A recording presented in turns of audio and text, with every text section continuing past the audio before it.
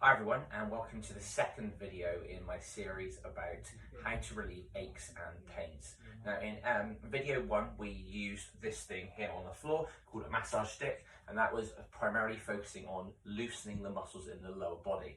Now today I am going to keep it similar in terms of which area we're trying to focus on, but I'm going to show you a little hack. We're using one of these things here, either a golf ball or something like this is a hockey ball, even a cricket ball, something firm.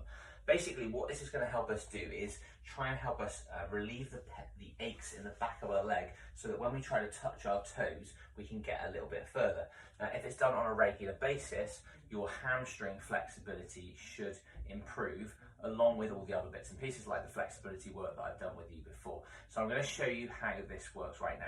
So once you've got a ball, which is the most important thing you'll need here, you're going to do two things. First of all, we're going to see how low you can get. So what I want you to do is put your feet about the width of a ball apart. So I put the ball between my feet, and I'm going to stand with the ball here and my hands down in front. Now I'm going to keep my legs relatively straight, and I'm going to roll my body down, and I'm going to go as low as I possibly can until I feel that stretch on the back of my hamstrings. So you can see from the video, my fingertips are probably somewhere around 4 to 6 inches away from the floor. I'm not forcing the stretch, but I can feel that pull up through the back of my legs. Now we're going to come back up, and then what we're going to do is we're going to work with one of these balls. Now the golf ball is probably the one which more people are going to have, so I'm just going to use that, but either are going to work. So the way this is going to work, we're going to place the ball under our foot, which if you've got this and you're following along, make sure you do this now. And you're going to start with the ball under the arch of the foot. Now, gently placing the ball under the foot, you can see my feet are next to each other, and I'm going to start by moving this ball around. Now I'm going to do this for about 60 seconds. Unlike the last video where I actually put a timer on, I'm not going to bother putting a timer on. I'm going to do this on a rough judgment, and I'm just going to work that ball around the arch of my foot.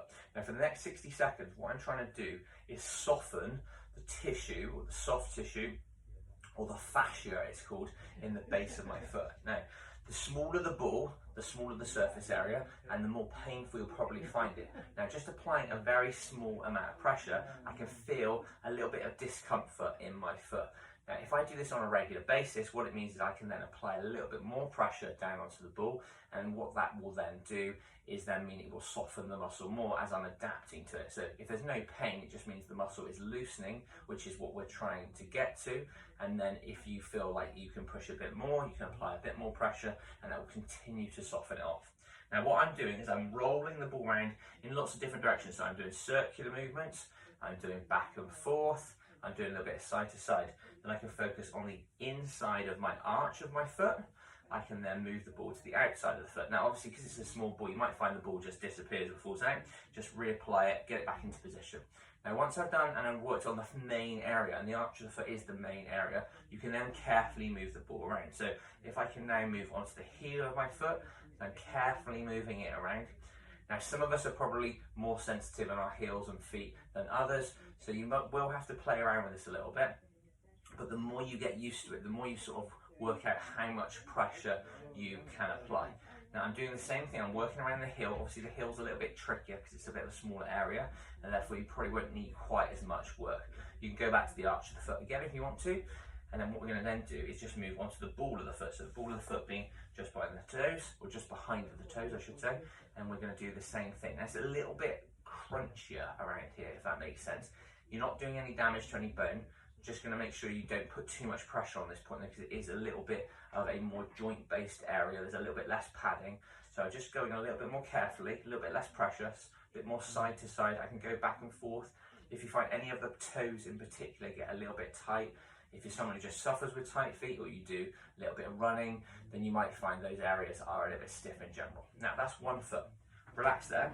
Place the ball then onto the other side, and then we do the same thing. So we get back to the arch of the foot. Notice my foot is relatively close to the other one, and I'm going to work around the ball.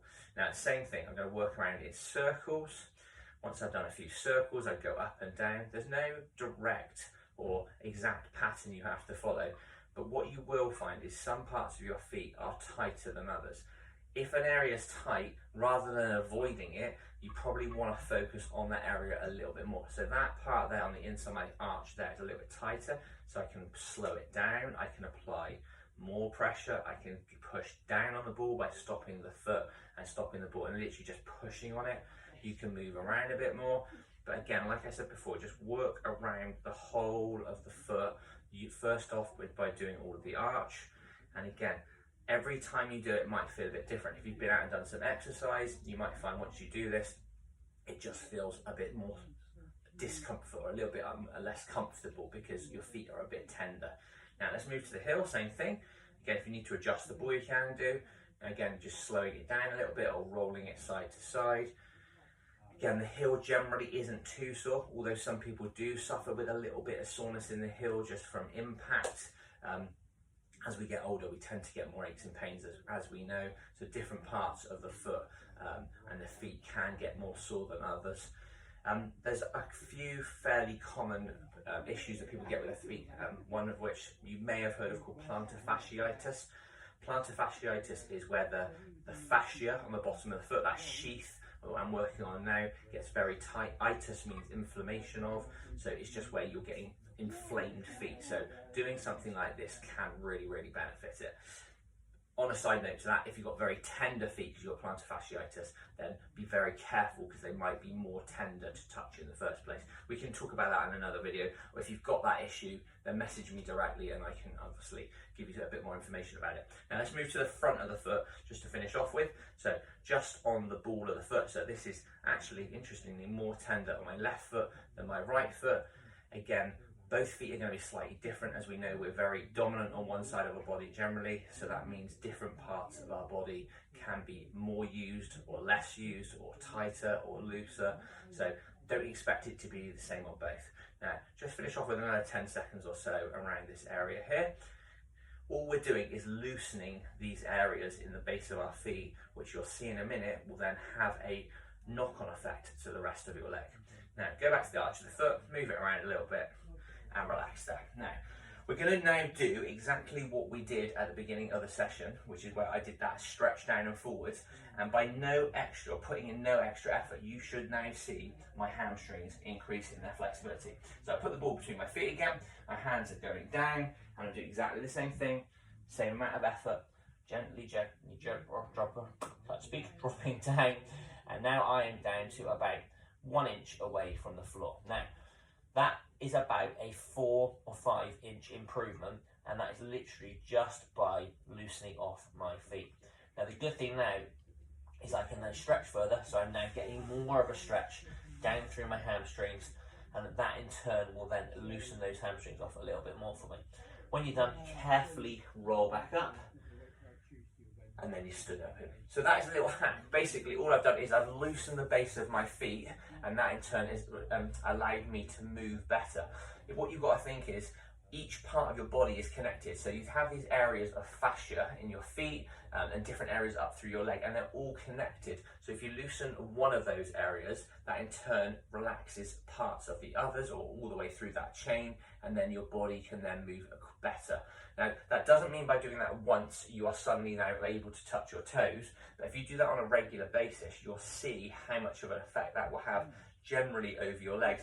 And then if that means that you're struggling to get down to here, and suddenly you're getting down to here, these muscles here are getting more of a stretch generally, which means they will move better. When we move not day to day, and we're walking or we're running, our hamstrings affect our stride length. So if you can loosen the feet, you can then, off goes the ball, you can then loosen the hamstrings, and that will then help everything else. So that, along with things like we've done with the massage stick, will generally help, plus all the stretching work. Again, I did a stretching video where you're doing things like you're stretching off the back of the hamstrings, you're doing your quad stretches.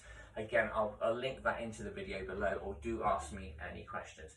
What you can also see on the floor here is a couple of foam rolls, and we have this thing here called an orb ball, and these are also really good tools, and I will do another video on those, on how to work on different other parts of your body. Anyway, I hope you find that okay. I hope you find that interesting. Try it at home, see how you get on, and comment in under the video below and let me know what you think. For now, have a good day, and I'll speak to you guys soon. Cheers for now.